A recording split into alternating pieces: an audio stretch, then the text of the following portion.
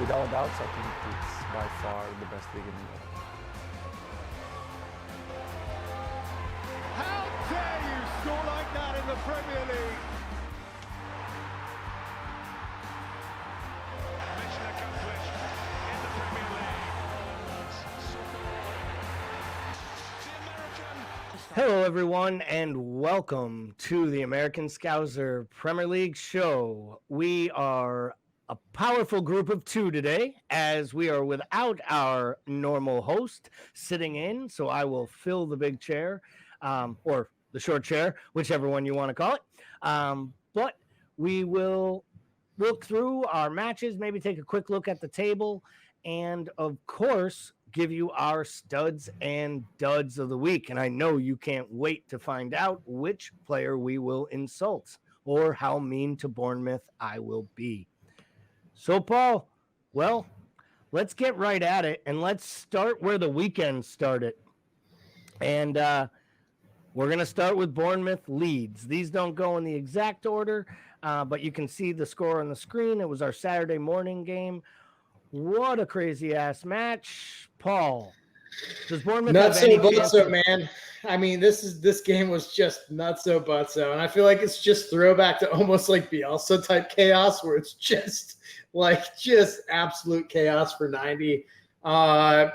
Jesse Marsh in his like sweater vest and his stonewashed jeans.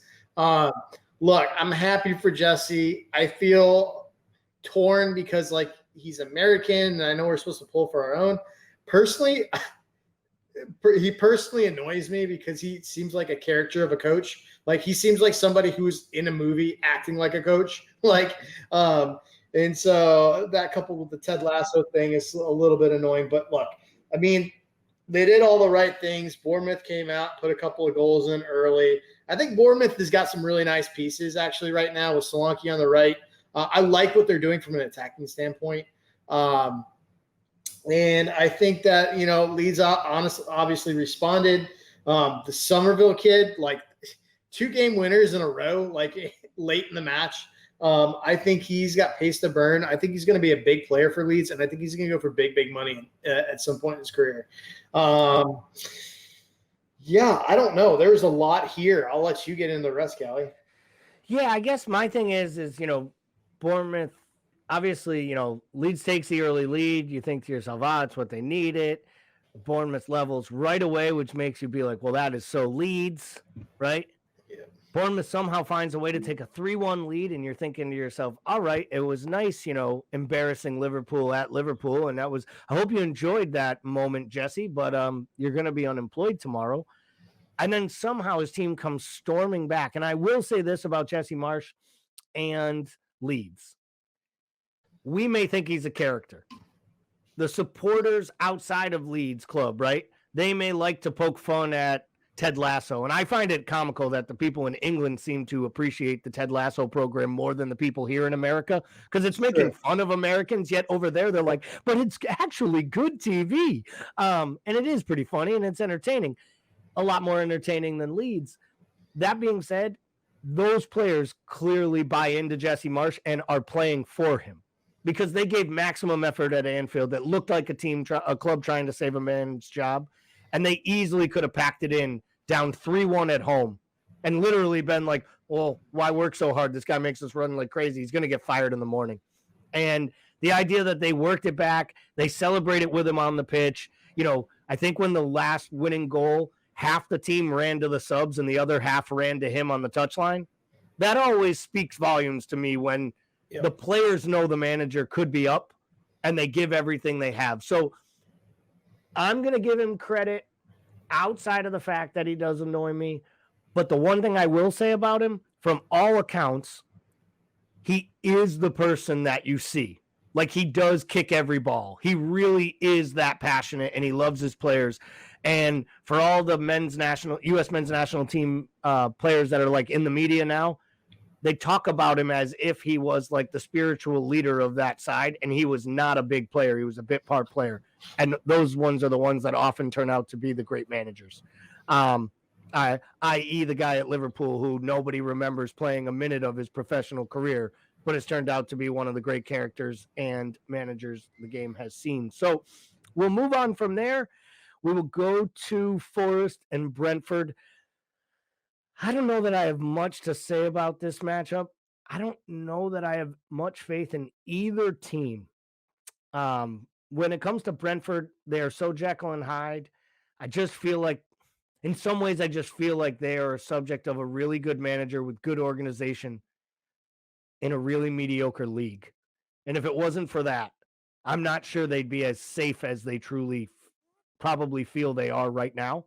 But that Forest team is just a hot mess. I mean, genuinely getting this point, maybe they feel good about it. Personally, I think if you're not getting 3 points at home against sides in the bottom half of the table, you're in real trouble. And I'm going to stick by my guns. I think Forest is almost already nailed for the drop. This is another weird one. I mean, I think there is just a lot going on in this one. It was another kind of wild one.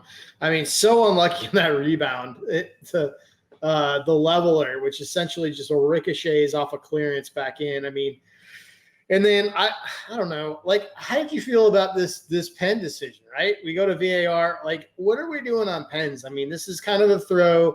This is sort of a precursor to the City pen, right? Like, how much contact is too much contact in the box? Because, like, just because there's contact in the box doesn't necessarily mean it's a foul. Like, for me, this is a borderline 50-50. And the weird thing to me is, like, to me, it's not clear and obvious how much contact there is on this play. So is it clear and obvious enough that there was enough contact to overturn this, or is it just any contact? Like, I just don't know what we're doing in terms of this. Like, I thought it was a very marginal amount of contact that happened. How did you see it? I didn't love the pen. I believe it or not, I actually, and we're going to get to the City match next. I actually felt the City one was, I could understand the City one being a pen even more, because even though he throws himself to the ground, he does both kick at him, and he does have one arm on his shoulder, which allows De Bruyne to do the full spin and turn, and it made it look even worse. And it was called immediately a pen on the field, which is why I don't think there was anything VAR could do in that situation in the City match, because it was called on the pitch that way. And we've talked about this, right, wrong, or indifferent. If guys are standing meat of the screen away and they're calling something that they see a penalty, I think it should be a penalty unless it's an absolute clear dive.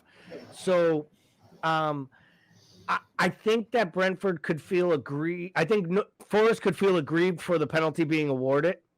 And then I feel like, on the other hand, they gifted them the leveler in stoppage time. So do you feel, before we move on to another match, do you feel this could be a moment? We've all been saying Forest just needed to get to, they needed to get to the break. They needed to get to the World Cup break and maybe see if they could put things back together. Do you think that could be a moment, a point that turns them around? Or do you think it might be just a little too late with too many changes and just not enough talent? I don't, because to me, there's been no fluency in this side in terms of the lineup they put out in the tactics. And, like, I mean, Cooper is one of ours, right? He's an old Liverpool coach. So we pull for Steve Cooper here, but, like, I feel bad for him, because I don't necessarily think it was his decision to go out and sign 22 new players. I don't think any manager would think that's a good idea. And I think that he has dealt a lousy hand in a very different way than Bournemouth was. I think he's sitting there with like 34 Uno cards when he's trying to get down to one. And I just think this is a really tough spot to be, to manage that many new players in a system in a promotion year. I just think it's crazy. So let's move on to the match you just mentioned. Manchester City versus Fulham. Immediately, I see the match, no Mitrovic, no Haaland. So makes me think to myself, well, maybe not the normal high scoring. City will still find a way, obviously. Fulham really has very little chance here, because without Mitrovic, they've proven, Andreas is proving that he is a talented player that we all knew had a bunch of talent, and he's proving that he has a 2-cent knucklehead that we all knew he had a 2-cent knucklehead during his time at United. And you were bang on that, Paul. Preseason talking about it, you were spot on. Obviously, City scores the early one. Alvarez gets the goal, deputizing for Haaland. Definitely a different player, but looks a very, very good buy at the price they paid for him. Once again, City just raping and stealing the world by finding talented players all over the globe that just fit their model, fit their mold, and play their role and get their chance and deliver. It's just it's and the crazy and frustrating. The crazy thing is that Alvarez wasn't a secret. He was long regarded South America's top prospect for the last 3 or 4 years. And they still just swooped in and got him. And it's a huge disservice to the player that is sitting behind Haaland, who's arguably the greatest striker at his age of all time. But it's because I think Alvarez is a real player. And I think he causes real problems. And I think if he was in Arsenal instead of Jesus, if I think he was in, I could pick any side. I think he instantly makes them better. So yeah, I can't say enough good things about Alvarez. Fulham's punching above their weight. I think they did well throughout the match. Cancelo, probably one of the most deserved red cards I think I've ever seen. I don't know how you can argue that if you're him. You just basically shoulder barged Wilson off the ball when you knew you were beat, and I think that was a deserved red.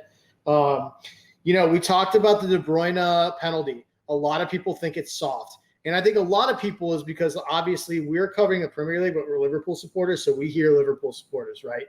And I think the frustration from an average Liverpool supporter, if they're honest, is because we know that our guy doesn't get that call. Mo Salah never gets that call.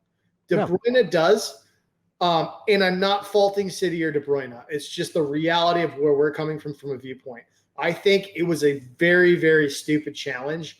I think if you're Robinson, you're late. You get contact on the plant leg pivot foot, you're getting that call 10 times out of 10.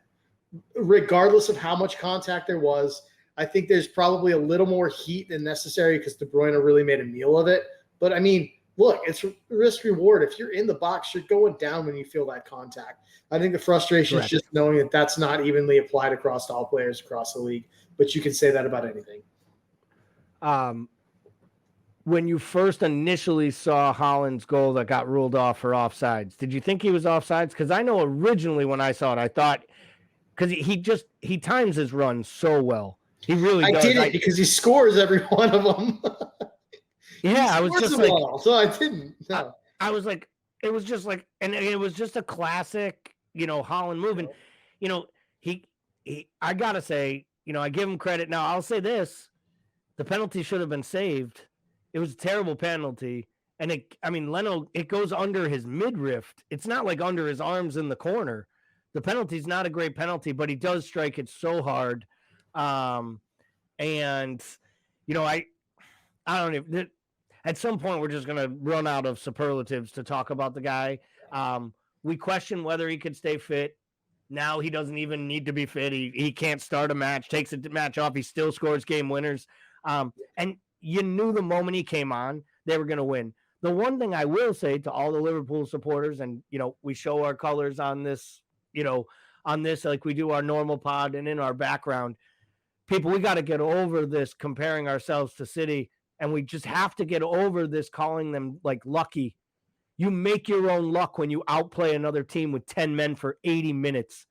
They were great on Saturday, and they've been great this season. And outside of when they play us, there aren't many teams that can actually stand up to them. And I've said it before. I will say it again. We will get to Arsenal.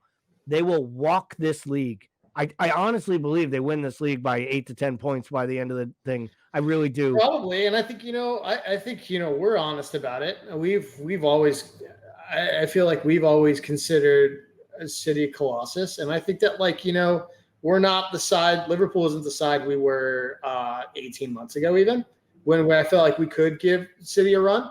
Yep. But I think the big difference in the last 18 months, if you're honest with yourself, and you look at the side and you look at what's happened across the league, they've done better business than anybody. Yes. We always talk about how their oil money, they spent 120 millions on right backs in 3 years. Yes, they did. But you know what? They haven't done that in 2 years. And you know what? They had the best summer window of any team across the league with a positive net spend. And so we've got to stop with this. They just buy the league. Right now, they're just better. And we don't give them credit to the fact that they have brought players up from their youth system. They may not become first teamers. You know where they all are right now? 3 of them are starting at Southampton, and they made $65 million on guys who never made senior appearances. Yep. They have guys, they signed the left back, the Sergio Gomez there, the kid from was it Anderlecht or wherever. He slots right in and looks beautiful any chance he has to play. The Kanji kid is already one of their top center backs. He was bought to be their 5th center back. He has got Diaz sitting on the bench in big matches. And that's the other thing. Pep plays players, and when they play well, he keeps playing them. And, Foden can't get on the pitch right now. They have Alvarez, they have Holland, they have De Bruyne. It is 100% a merit-based system, and I respect the shit out of Pep for that. And you always say it, and I've been someone who's always banged it, right? I criticize our selling process. And for everyone who wants to give us credit for all the money we make in the transfer window or all the great deals we fleece people on, right? I've been critical of both the club and Klopp for the way they handle players when they deem them as no longer needed. And that we let them stay for free because it's easier and cheaper, and Klopp doesn't want to push guys out the door. And City is just like, yeah, we're going to go buy this Alvarez guy, and we got this Holland guy coming, and Phil Foden's going to play a lot. So, yeah, if you want to go somewhere, Sterling, you can go find that $60 million move. We laughed at them when they paid $50 million for Sterling. They won 4 leagues, 5 other trophies, made a Champions League final, and profited off of him. I mean, Gabriel Jesus, they made 5 times their money, and they sold him undervalued because he only had a year left on his deal. And they're going to do the same with Alvarez. Will they make their money on Holland? Probably, because honestly, Madrid will probably. They won't care at the rate he's scoring, though. Well, that's it. And I just think we have to get over this inferiority thing, and I think the whole league has to too. By the way, at some point, we're going to have to give them credit for what they're doing, and what they're doing, both on the pitch and it's more importantly right now in the boardroom, is really, really, really impressive. So let's move on to another doozy of a match. Brighton 3, Wolves 2. Honestly, did you think there was any chance in hell these two teams were going to put up 5? No. I would have said, I would have set the over at 5 over 3 matches. And I still might have taken the under. Yes. No, it was a wild match. I think obviously we'll talk about just the absolute ridiculous Tomato takedown. I thought that look, dude, look, Brighton has some pieces, dude. Everybody talks about they got rid of Basuma and Cucurella and some key pieces, but they've got everybody talks about Trossard, right? But I think Sonny March has been one of the most underrated pieces of that team for a long time. Pascal Gross gets some credit, but I think Sonny March has created serious problems. And now it looks like they've got a player in this Matoma kid. This guy, I was waiting to get unreal. This kid is fire. He gets on the pitch and he just does things. The idea that they have Estupiñán and Matoma, Sully March, and Lamptey, and these are players 4 years ago, Lamptey was literally people were just lambasting Chelsea for selling him to Brighton for 12 million or 14 million. And they were like, good for Tariq Lamptey for getting on a Chelsea and betting on himself. He's going to be a huge star. And I know he suffered from injury. He can't even get on the pitch. Yeah. It all comes back to, will they score enough goals? They're starting to score some goals. As far as the Wolves go, What do you make of Julian Lopetegui being hired, other than the fact that clearly he learned an awful lot of Portuguese while growing up in Spain? I don't. It's this Portuguese thread that goes throughout the team is kind of weird, right? But the funny thing is the less Portuguese nationals they start with, the better they perform. So like, I don't know what the answer is here, because like as they kind of peel these Portuguese layers off, they seem like they're trying to find some cohesion.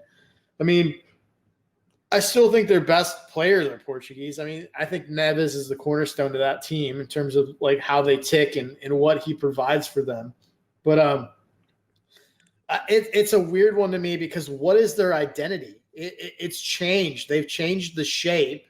The back line's to a traditional back four now for the most part. What does Costas bring? Like, there's a lot of weird things that I don't necessarily understand with the Wolves side and how it comes together. And I just kind of put them in almost like the Nottingham Forest category, where like them and Forest, like what does the second half of the season look like for those teams? Because what's the actual plan?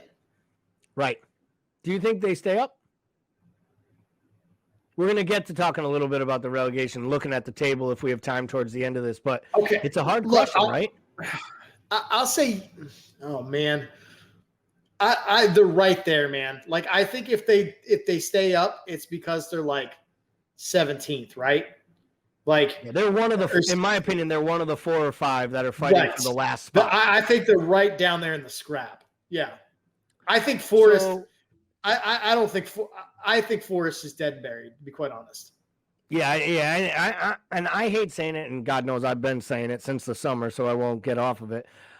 I just still feel Bournemouth is as well. I mean, the fact that Bournemouth, we didn't even mention this when we were talking Leeds. How have they not given Gary O'Neill the job? Like, how is he not the full-time manager yet? Like, yeah, right. Like, it's first of all, if I were Gary O'Neill, I'd be like, either give me the job or please let me stop managing this championship side. There are jobs available in the championship for me. So speaking of teams that, well, one almost ended up in the championship last year, and one, gosh, looked like they were dead on for it this year. Leicester City 2, Everton 0. And albeit for us here on this podcast, everybody knows we love to poke some fun, especially the guys in the morning. Maka, not as much Timuchin, but definitely Maka and a few of the others. They love to take a shot. Basically Maka, yeah. But they love to take a shot at Brendan Rodgers whenever they can. But if you're going to take shots, I think you got to give people credit. And when we see where Leicester is now in the table compared to where they were 4 match days ago, when they were dead last on 3 points or 8 points or whatever it was, they've made a considerable move, and they're playing much, much better. I think it took some big stones in a losing run to basically displace a legend of the club in Vardy and go to Daka as the starter through the middle. And I think it's made everything better because it allows Harvey Barnes and Maddison to be the stars. It also allows Vardy to come in and do what he does best, which is create some of that Darwin-like chaos in his 45-year-old, body. But he's still got the pace to get behind. He's still got the fire to score a big goal and maybe even get a match winner. Everton looked really, really poor at home after a few good fixtures. Are we back on Lampard watch here, Paul, or are we? I don't know. Still needs time. I don't know, feel like he's done a pretty good job. I got to tell you, this is probably the most surprising result of the week to me, because I actually thought this would be like a low-scoring draw, or even Everton would pip this thing just based on form. Because I mean, we talk a lot of shit about Everton, but like they've actually been playing some really good football. Last it's for an extended period. It just hasn't been a couple weeks. It's been a while. And Leicester has seemed sort of kind of gone the opposite direction. They seem like they've revived it a little bit. I agree with you on Vardy. I think if you're pulling a sub off the bench and an attacking option, like, who are you? Like, I don't think there's very many players in the league that I can imagine coming off the bench and instinctively gives you the kind of confidence that Vardy would, because he has that bravado. He has the skill, and he has that bravado, that sort of like just big dick energy you need in that moment. And I think it's a fantastic move. I agree with you on all the other pieces. I think, obviously, Harvey, I think Madison is playing his best football right now. And that's saying something because he had a hell of a second half of last year. So I think they're trending in the right direction, surprising across the board. I'm not putting Everton on some sort of wellness watch like I was coming into this season yet, because I think anything can happen one week and we'll see what happens. But surprising result nonetheless. Yeah, my big takeaway from the match is that James Maddison is finally turning into the player that people really believed he would be when he was at Norwich, and they were like, this could be like a big talent that will spend a short period at Leicester and find his way to a big club. And then I questioned whether that could happen for him. Classic fashion, Southgate will name his squad tomorrow for Qatar. James Maddison will be nowhere near it. Jack Grealish will be in it. Maddison won't, and it will make absolutely no sense. But to me, he is a really, really great dynamic midfielder. I also think some credit needs to be given to Danny Ward. He took a lot of stick early in the year. The guy did not spend all summer thinking he'd be number one. He got the job because Kasper Schmeichel basically quit the club in 48-hour period. And it was a struggle with a really porous back line. And to give I think Danny Ward deserves some credit. I think it's 3 clean sheets in his last 4 matches. His save percentages have gone up, and he's cut down on the individual errors. And you can almost see the confidence by him having a better relationship with his center backs, getting James Justin back, getting Castagna back. They did have a lot of injuries and lost Fofana with 5 minutes to go in the window. So I give Rodgers a lot of credit, actually. We all joked about he'll be the first one fired, second one fired. I think there's been 4 fired, and I don't think anybody saw Rodgers keeping his job longer than a Champions League winner in Tuchel. So, the idea that they are still there, I think they should be excited and proud. And, we'll move on to Sunday, the first match of the morning. This was one of our 2 match of the weeks. For me, it was a much better watch than a 1-0 Arsenal win. I thought it was actually a really good football match, outside of the fact that I honestly think Chelsea are trash. And the reason for that is I just think that Graham Potter has dealt, Graham Potter basically has half of Sarri's team, a quarter of Sarri's team, a quarter of Lampard's team, a quarter of Tuchel's team. And he's being told to just figure it out and make this work. The record signing is playing at Inter Milan. If you think about it, I mean, I watched that match. If there is a softer,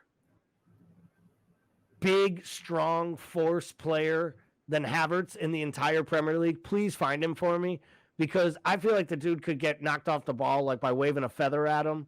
I've never seen him string 2 passes together that make any sense. And I'm sorry, I've said this to all my Chelsea friends that I have that are supporters. I think he's going to go down as an absolute bust. And this might be it for him, because I feel like 2-3 years is about all you get at Chelsea. And I could easily see him going to the Bundesliga, going back to Germany. And will he become a star eventually? This is a little bit of the Naby Keita talk, right? He just doesn't fit what Chelsea does. And it just doesn't make sense. Yeah, I mean, you can't start Timo, Lukaku, and Havertz up top within 8 months of each other and tell me you have a plan. You don't. And then go to Aubameyang, and then your replacement for all of them is that dog. Right. You're just basically us doing trivia on our other pod, just throwing shit at the wall and seeing what happens. I mean, you're right. This was actually a great game. Some bad blood, so it was good to see the tussling and all that in there. I love when things get a little bit nippy and edgy, and I thought that was a fun watch.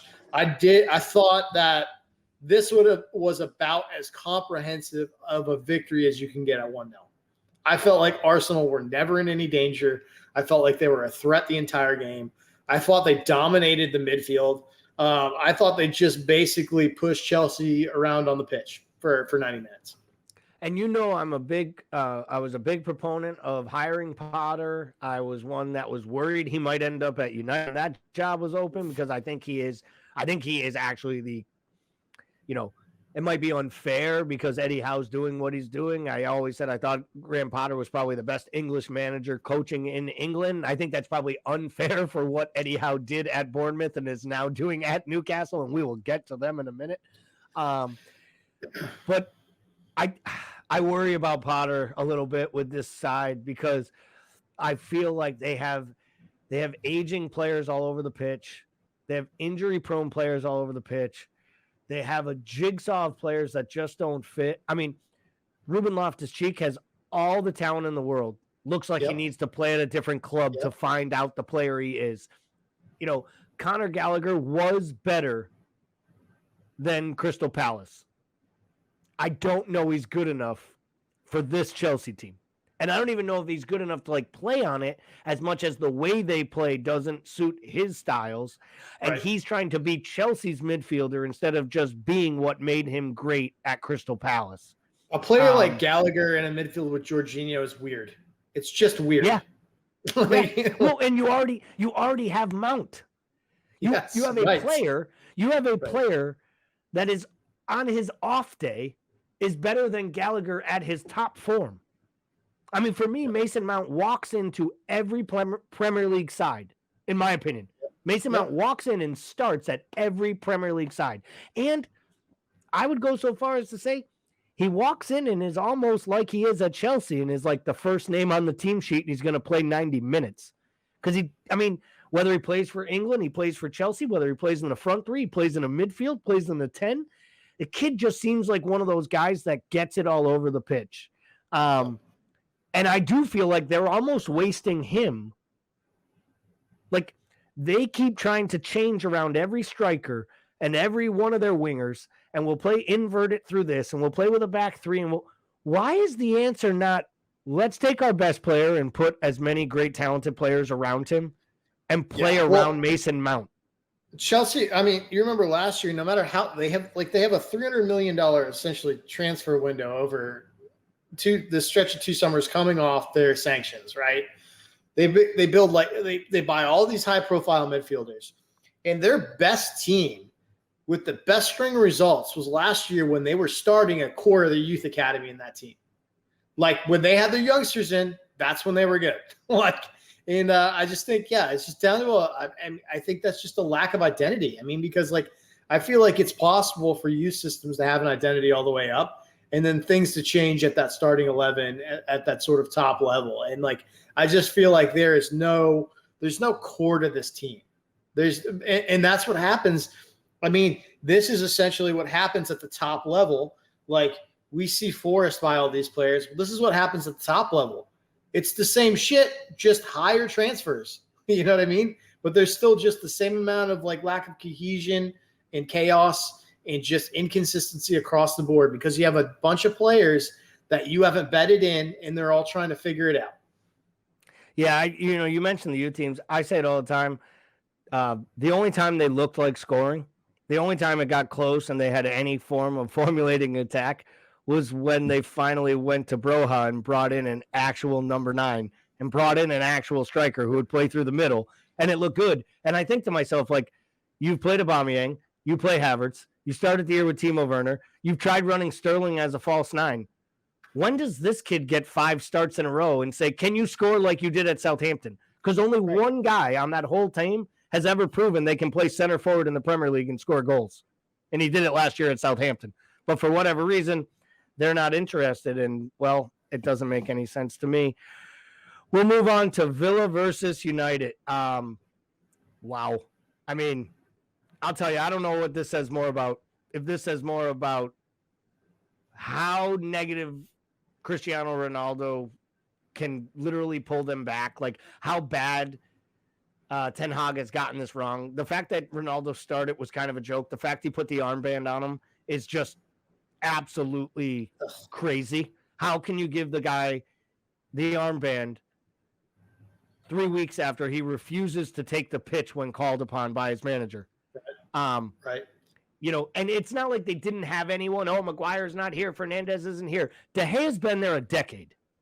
Hand him the armband and call it a day. He's worn it before. That's an absolute joke. I mean, and to be honest, Casemiro was the captain of Real Madrid and captains Brazil. I mean, let's get this was all about optics, right? This was all about Ten Hag pounding his chest, and he thought they were going to go in there and they were going to drill him. And well, they got Emery'd. Because I'll tell you what, that dude can set up a team. And I'll get to him a little later in one of our other segments, but I'll let you give your thoughts on this one. For me, I said all along, if I could have any player on Villa, it would be Jacob Ramsey. That started last season. And nothing I've seen since has made me want anything more than a bit of that Jacob Ramsey. And he, again, could walk right into our midfield and would find himself a home. And 2 goals, or a goal, 2 assists, and an own goal is quite the afternoon, let me tell you. Yeah, busy boy. You're right, though. Jacob Ramsey is a phenomenal talent. We've known that for a while. I think he's another one of those ones that, is going to go big just because he's English and he's talented and he's young. I would love that kid for sure. But yeah, I mean, I think to your original point, Ten Hag, super disappointed in. I think he just continues to prove that the moment and the club is too big for him. I mean, we try to give him credit. I had a lot of respect for the way that he originally handled the Ronaldo situation and sitting him and not starting him. I think that was the right, it was the only move to do if you want to keep the respect of a club at the player level. Yes, starting Ronaldo and giving him the armband in this situation is an absolute joke, and I think it just basically undermines your own authority in the spot. I think to your point against Emery, I have huge respect for him as a manager. We talked about this earlier. I will never forget the halftime adjustment he made against Liverpool in the Europa final when he was with Sevilla, and they essentially just ripped us apart from the midfield. And that's what he does. He sets up a midfield, and he will win a game single-handedly from the midfield. And he's got a lot of really nice pieces for that midfield at Villa. I think what we look at with this side is what this proves to me about him is that he's a really, really good evaluator, because in a very, very short amount of time, he's put a very different Villa side out than we've seen at all in the last, even past Gerrard. This is just a very different Villa side, and it was as if they've been playing together for 2 years, the way they clicked. So as a tactician, phenomenal. As an evaluator, even better, in my opinion. Yeah, it looked to me like they had everything in order. They were in control all over the pitch. United had no idea what they were about to be hit with, which, again, anyone who's watched Emery all the time over the years, whether it be at Sevilla, at Villarreal, at PSG, even during his short stint there, his time at Arsenal, it was always about his control of the midfield and the tactics that he makes and being defensively set up and basically taking away your key areas of attack. And Ronaldo was nowhere to be found. Rashford, who has come back into some form, was abysmal. And, we talked about how good Ramsey was. It's probably unfair to not talk about how good Leon Bailey was, or Bailly was, because it was by far the best match he has played in a Villa shirt. And anyone who thinks that is a surprise when Emery comes in, and because what Emery does is he takes your talent and he puts you in places to succeed. And I feel like that's what he did, starting Buendia behind Watkins, dropping Ings to the bench, scrapping 2 strikers. And we'll get to it later. The most unheralded and quietest thing he did was starting Dendoncker and Luiz in the double pivot and playing with 2 holding mids, because it sat in front of Mings and Kanza and basically allowed Digne to bomb forward. And I mean, the free kick is beautiful. It's a gorgeous goal. I have a lot more faith in Villa. I've been telling you all along, I thought Villa was had a chance to go down because I felt like if they were rudderless too long, that the rot at a big club like that would be hard for them to dig out of. But I really have less and less concern with that, even where they are in the table, because I'm confident that they have the right guy at the helm, and I'm confident that they have improved so much in this managerial appointment compared to the last one, that I think they're about to see that their investment has been really good over the last couple summers. Now that they have a manager that actually understands how to change something once the match has begun. And I just think that's what they're going to find. So let's jump to West Ham versus Crystal Palace. We'll go through this one quickly. Well, because one, West Ham was absolutely abysmal. Worst I've seen them play. My Italian striker that I've been clamoring for gets yanked at the half. He was god awful. I think he had 4 touches and 2 of them were kicking the ball out of bounds. He was atrocious. The only thing worse might be the neck tattoo that he has. It might be the only thing worse than his play on the afternoon is the neck tattoo. But on top of it, Bowen didn't look good. Ben Rama does have a nice, brilliant piece of play in the first half, takes the lead totally against the run of play. And I have to be honest, there's another one. Like, I feel like the manager absolutely hates him, because anytime I see Ben Rama play, he does lots of good things on the pitch. And anytime I see Fornals play, I think he looks a lot like Curtis Jones. And I just don't understand exactly what he does that makes David Moyes love him so much.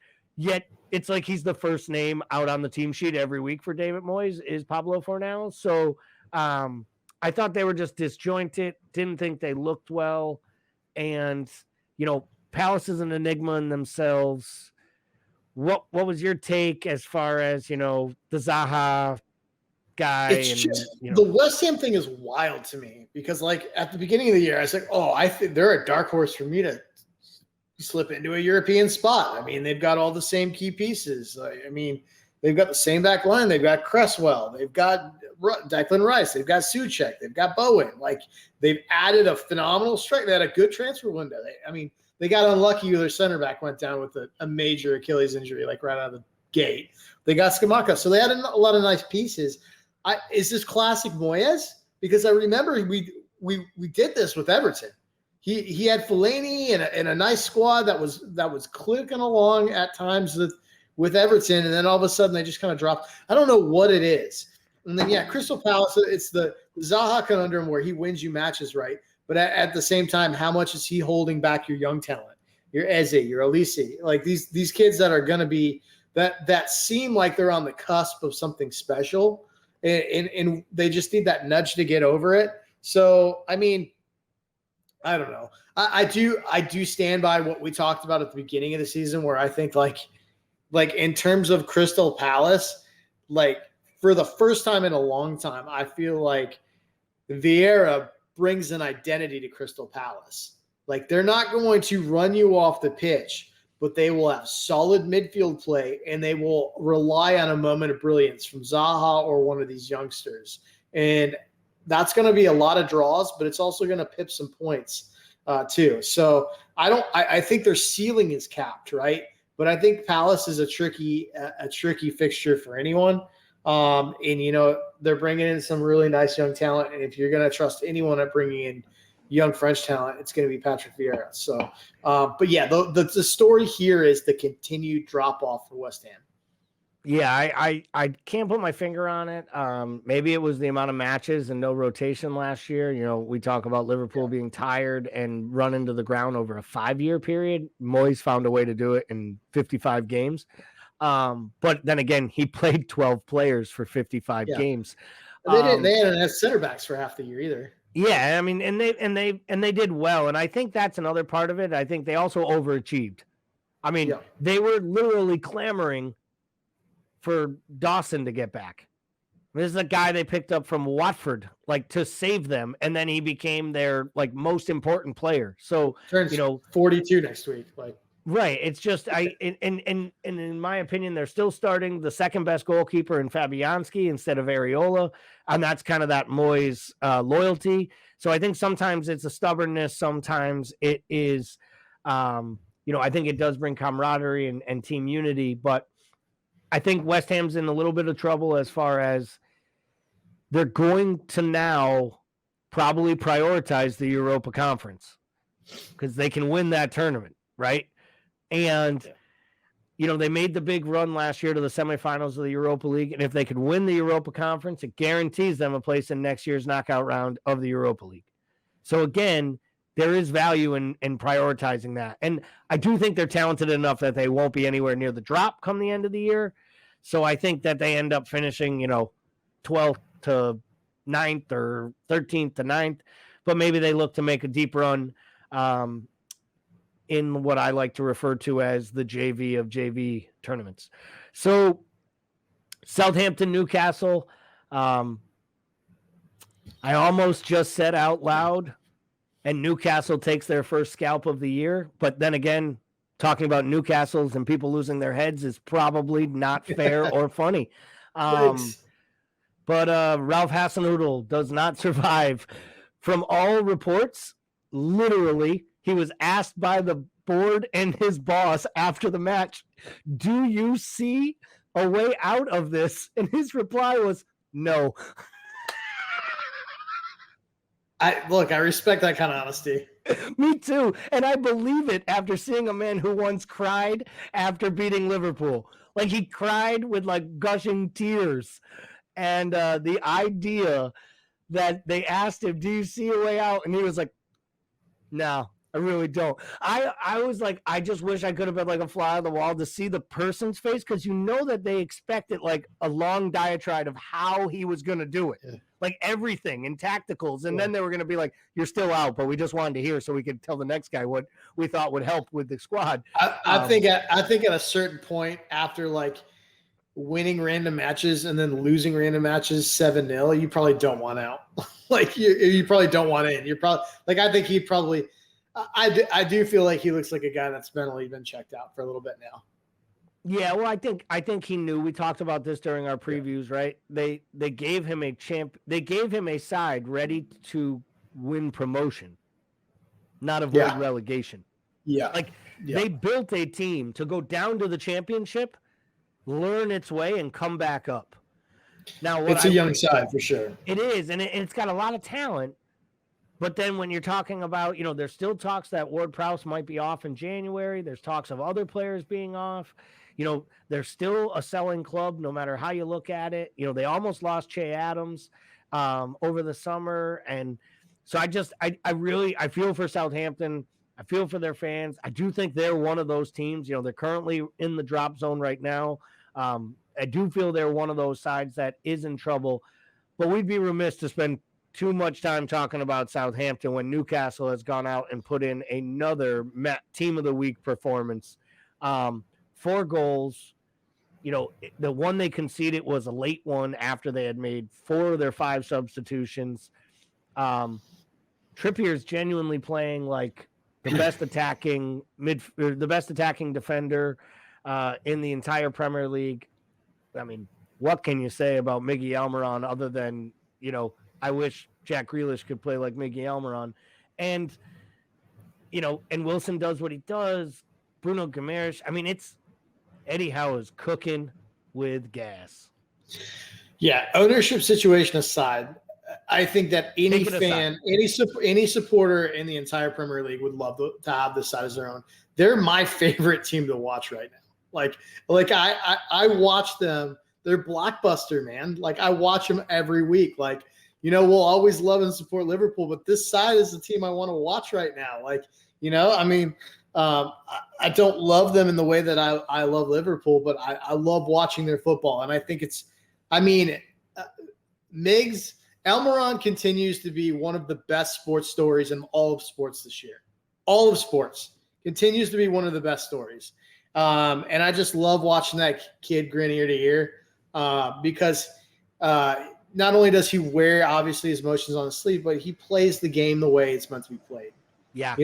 Hard. He hard. He gives everything. When he does things, like when he messes up, he never points the finger. When he scores, he's the first one to go to the fans in the corner, rip his shirt off, take the card, do whatever. Like, I mean, he lives and breathes this game the way it's meant to be. And for every Elmeron, there's somebody that you know and love on your team that you wish just gave a little more. And I think like he just continues to be that story. Guimaraes making a real – he had a lot of suitors. He could have gone anywhere. He picked Newcastle as a project because he liked the project. Yes, is he getting paid? Of course he's getting paid big money, but he has also been big money for that team. So I just can't say enough good things about the pieces. And even the young pieces are overperforming. The Willocks, the Murphys, it's almost like this nucleus of Guimaraes has basically just spread throughout this entire side and gelled it and created this cohesive belief that wasn't there. And it's just really cool to experience. I wish it wasn't under the ownership regime it's under, but I'm still enjoying watching it. And Newcastle is going to be a contender for a very long time. Yeah, and I think that plays a big role into, some of the other news we were talking about on our Monday podcast. I think it plays a big role into where, that Newcastle side is going. They're doing this without the heavy investment yet, by just literally good man management and solid recruitment. I would argue outside of Chris Wood, and it's hard to even argue that was a failed move because it wasn't that expensive and he helped keep them up in a tough time when they needed goals last year when Wilson was hurt. I'd argue every move that they've made since bringing in Eddie Howe has absolutely been a smashing home run. And they're doing all of this without arguably their second most talented player, in my opinion, to Bruno and Alan St. Maximin not there. And I question whether or not him coming back may not upset the apple cart a little bit. And I question whether or not he doesn't find a move to Spurs or find a move to another club in January, because Newcastle actually gets to a point where they're like, yeah, our best asset is worth bringing in some money, because our best asset right now is the collection of these 11 players playing together. And when Alan St. Maximin is on the pitch, he is only playing for himself ever. Right. And I totally agree with that. I think for him to play his best football, the ball has to run through him. And that's not in Newcastle's best interest. We're not even talking about Isaac. The young striker that's been hurt. Right. I think that kid is a supreme talent. In the few minutes that we watched him in the Premier League, he absolutely tore that shit up. It up. And I think that he's going to be a big time player. So I mean, man, Newcastle's got some really nice pieces, and they're shallow right now. They don't have a lot of depth. Like, I can't imagine what this is going to look like when they start buying. It's going to be real scary for the rest of the league. And for all the people who, Eddie Howe can play going forward, but he'll concede 4 goals. Signing Nick Pope was a brilliant move. Cheap money. He solidified the back line. Botman has been great. Shar's been good. I mean, really everything they've done has worked, and they deserve a ton of credit. And again, outside of the ownership regime, but it's like, you can't pick the owners, right? They own the team. There are a lot of terrible owners in football. I'm sure there are a lot of terrible owners in their real lives in other sports, and I just don't know as much about them as we do sovereign wealth fund nations. And, what they've done and what they did to the journalists and all that, it's unforgivable and unconscionable. But the Premier League allowed them to own the team. So now we got to talk about Newcastle, and I'm sorry. There's no better story in all of Premier League football than Newcastle United. And to be fair, it's probably not a group of supporters who deserve it more. Yep. And we will move on to the last match of the weekend, which was Tottenham versus Liverpool. Liverpool comes out with a 2-1 win. Classic tale of two halves for me. Superior dominant play by Liverpool in the first half. Mo Salah with 2 exquisite goals. And the first one, great touch, bang, before Lloris knows it, it's in the net. The second one, no one will give it enough credit because Dyer has to make a dire mistake for it to occur. But Mo has so much to do running full speed onto it. The flick with his thigh is great. The second touch with his foot and then the cheeky little chip over him, there are a lot of players in this league that do not finish that and do not make it look so easy. And I think sometimes you become, basically a victim to your own success, as we've said a few times here on this show and other shows that we've done. And I feel like when it comes to finishing, Mo never gets the credit he deserves because percentage-wise, he might be a little bit off the greatest finishers in the world. But the quality of his finishes and the variety of which he can take a goal, I think gets overlooked constantly because I just feel like at this point, people just need to find reasons to complain about Mo Salah because there's very little in his game that actually gives you reason to critique. Yeah, he was immense, and I think he was just as immense without the ball as he was with the ball, and that's when he's at his best. I mean, I think he did a lot of work defensively tracking back, which helped, especially given Trent's struggles this year down that side. I think Liverpool obviously did a very good job coming out on the front foot, and that was super important for this side to get ahead. We've been I feel like Liverpool's been playing from behind most of the year, and so like for them to come out with a sense of urgency, get up was good. Conte made adjustments at halftime that Liverpool didn't have answers for. And to be perfectly honest, Liverpool were bullied in the midfield. They were shoved around. And I think that was, if you're a Liverpool supporter, I think that was the hard thing to watch. I think the lack of in-game adjustments, Kulusevski being subbed in, twisted the knife further. I thought he was immense coming in. Harry Kane only needs one chance. He got one chance, made it closer than it needed to be. I thought Liverpool were very, very lucky to hang on in this match, as we felt most of the year when we squeaked things out. But yeah, that tale of two halves, I think, sums it up. Yeah, I was excited to see the win, obviously. Very happy for it. Needed the 3 points. I won't lie. We're not going to have time to take a look at the table too much here, but, this is the top half of the table. If there's anything here that makes me more upset about wins like that, when we're looking as a Liverpool supporter, it's those 2 red X's in between to teams that were in the relegation zone when we played them. Because if you give me those 6 points right now, we're walking into this Southampton match a point out of 4th with a game in hand. And honestly, if we win that game, we're right there with a shout at City, right there with a shout at Arsenal. So for all of this that we talked about of how far off the pace we are, we were 2 wins from what we should have gotten to get there. So, there's parts of this that I don't think will last. I'm not sure Brighton can withstand. I don't think Fulham will finish in the top half of this table, as I think the bloom is coming off that rose. But the City Arsenal, and I'll be honest, until somebody shows me that Newcastle's going to falter, they have every bit a chance to fight for that top 4, just like Leicester did before them. And 2, the things we always say, they're not going to have Thursday, Sunday commitments. They're going to have 1 match a week when everyone else on this list is playing 2 matches a week, trying to stay in your European competition. So, unless some big injuries happen, I do feel like there's a good shot for them to stay up. When we take a quick look at the bottom half of the table, I still feel that Nottingham Forest and Bournemouth will finish 20th and 19th in some order. And I think the rest is really Wolves, Southampton, and Leeds. I'm still going to put Leeds there. I'd say like Leeds, Southampton, Wolves, maybe Everton if things go awry and Dominic Calvert-Lewin doesn't start scoring. I could see those 4, one of those 4 being that 3rd team to go down. And I just think this just shows how really top-heavy and poor this league is, to the fact that every team in the bottom half has a negative goal differential, and 3 of the teams in the top half have a negative goal differential. And to be totally fair, Liverpool is at +9 and beat Bournemouth by 9 goals. Yep.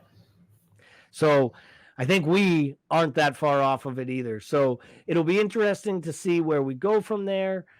Interesting to see what the next steps are. But it wouldn't be one of our Premier League shows without the duds and the studs. So let's start, Paul. Let's start with your dud of the week. I'll go Semedo for the incredible form tackle that he made for the straight red. I don't necessarily know exactly what he was thinking. The appeal to the referee was a little interesting because it's like, man, dude, like you straight up just tackled the last, and he was clearly the last man. I just thought that was just kind of it was almost like just a total brain fart. I don't know what was going through his mind when he did that and made the tackle. I initially was like, oh, he just tripped, right? But like when you watch it, it's like it is a straight form tackle, defensive back, Tampa Bay Buccaneers Super Bowl title like tackle. It was there's still some Americanism stuff, but yeah, it was a very strange one for me. He was my dad. Yeah, so I'm going to stick on the manager train on both of these. So for my dud of the week, I am just straight going Ten Hag. I think he got the lineup wrong. I think he got it all wrong. I'll even give him, you want to play Ronaldo? He's in your side. You can play him. You brought him back. That's up to you. Putting the armband on him undermines every positive good thing that he's done all year long. I think starting Donny Van de Beek in that match, in that format, was a slap in the face to the kid. He hasn't gotten a run or a shot all year, barely any minutes. And then you just start him out of the blue in a weird formation. And I understand, Fernandez wasn't there. Erickson wasn't there. But, he can't get anything out of Sancho. Rashford looks like he's confused by his role. It's two steps forward. The Malacia kid looks like he's like a player. Looks like they might have got themselves a nice left back, and he goes back to Luke Shaw. It just doesn't make any sense. Yeah. It just really doesn't make any sense. And I just think he didn't cover himself with glory by any means. So for my dud of the week, it is Erik ten Hag.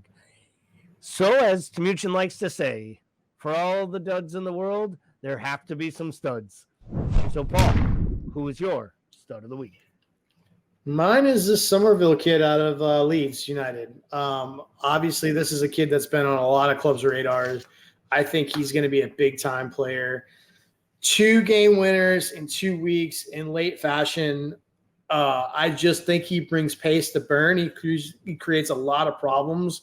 I think he's off-the-ball movement is very good for somebody his age. He seems to have some game intelligence to him. And I think he's a player that's going to have some really big moments and going to go for big money.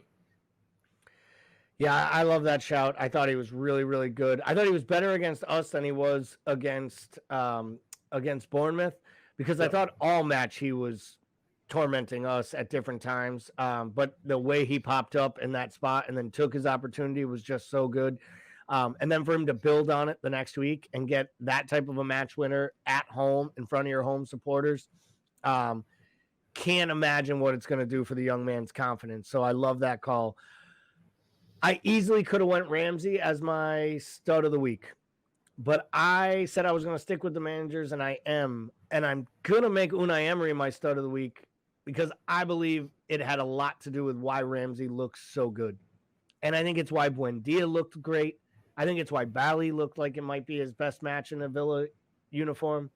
I know Emi Martinez looked like he was up for it, and the entire back four looked organized from the beginning to the end. Gerrard went in and out with Digne in the lineup, out of the lineup.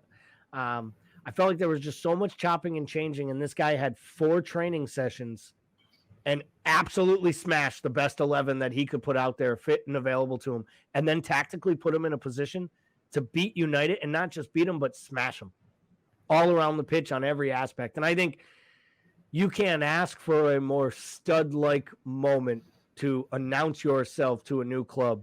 And I know the Villa folks have been waiting for a winner for a long time, and they probably believe, I'll use the royalty, that they're English royalty, not just because the next king of England supports their club, but because they genuinely believe like they belong at the top of European football.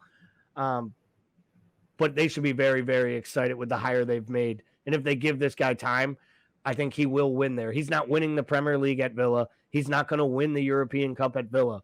But I'll tell you what, they give him enough time, he might find himself into one of these Europa conferences or one of these Europa Leagues some year. And the man has proven in a one-off knockout game, he can outmanage almost anyone in the world head-to-head on a given day, as Paul liked to remind us about the Europa League final against Sevilla. So, yes, Liverpool fans, it was not all Albert Moreno's fault. He wasn't good, but it had something to do with the tactics that were employed to attack him and, well, the non-moves made to support him. So for that, we're going to wrap this thing up as we usually do with a quick reminder to please comment, like, share, invite a friend, subscribe to the channel, Leave us feedback. If you love what we did, let us know. If you hated it, send Tamuchin a message. We appreciate you all very much. We appreciate the time, and we will be back next Monday with our Premier League show to wrap up the first half before the World Cup. Thanks, everyone. Have a great night.